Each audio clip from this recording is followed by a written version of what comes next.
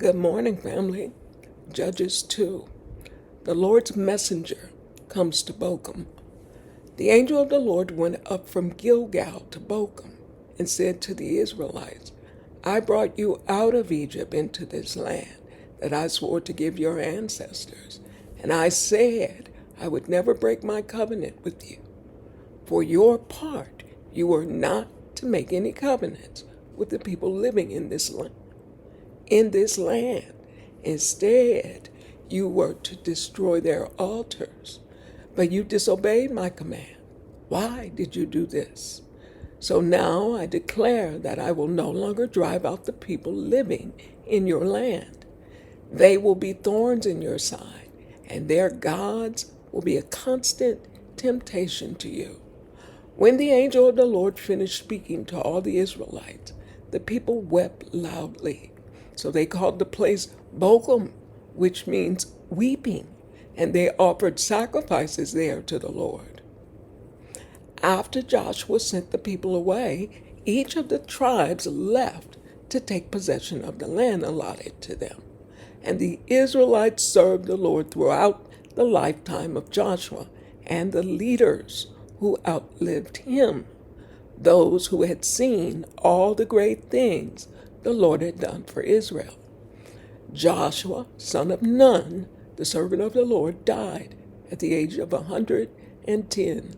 They buried him in the land he had been allocated at Timnath-Serah in the hill country of Ephraim, north of Mount Gaash.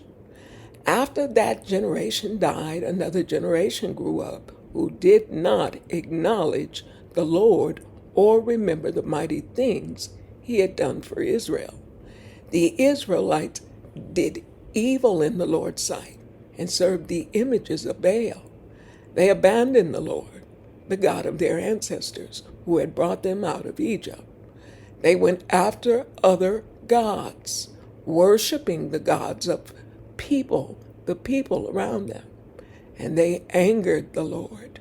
They abandoned the Lord to serve Baal and the images of Ashtoreth. This made the Lord burn with anger against Israel, so he handed them over to raiders who stole their possessions. He turned them over to their enemies all around, and they were no longer able to resist them. Every time Israel went out to battle, the Lord fought against them, causing them to be defeated, just as he had warned, and the people were in great distress.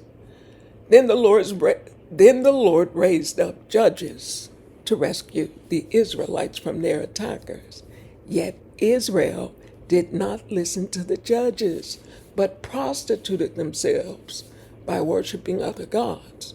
How quickly they turned away from the path of their ancestors who had walked in obedience to the Lord's commands. Whenever the Lord raised up a judge over Israel, he was with that judge and rescued the people from their enemies throughout the judge's lifetime. For the Lord took pity on his people who were burdened by oppression and suffering. But when the judge died, the people returned to their corrupt ways, behaving worse than those who had lived before them. They went after other gods, serving and worshiping them, and they refused to give up their evil practices and stubborn ways. So the Lord burned with anger against Israel. He said, because these people have violated my covenant, which I've made with their ancestors, and have ignored my commands, I will no longer drive out the nations that Joshua left unconquered when he died. I did this to test Israel, to see whether or not they would follow the ways of the Lord as their ancestors did. That is why the Lord left those nations in place. He did not quickly drive them out or allow Joshua to conquer them all. Chapter 3, tomorrow.